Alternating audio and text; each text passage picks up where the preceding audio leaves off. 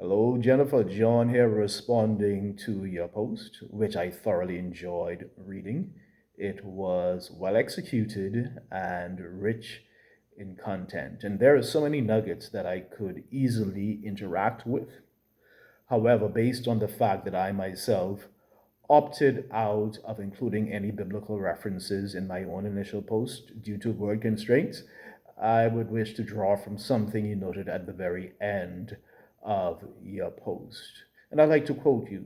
You said, "This call for community involvement is reminiscent of Berry and his emphasis on the need for equitable participation to sustain cultural diversity. It is also recollective of Christ and his perpetual invitation for the communities with whom he interacted to have a seat at his table." And we know that Christ ministered in a context and during a time of great cultural diversity, yet he celebrated people as they were, even their multiculturalism.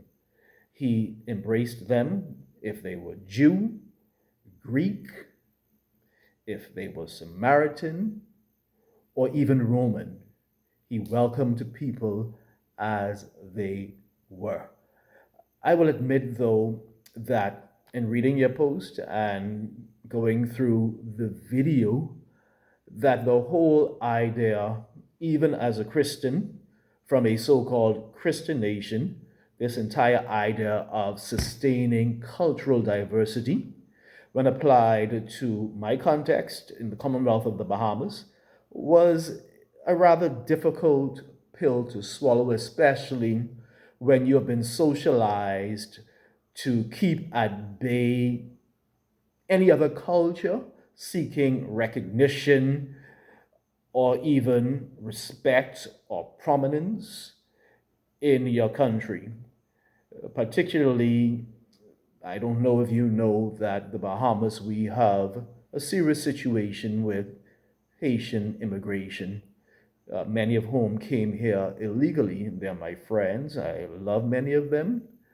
However, I can say most assuredly that this conversation of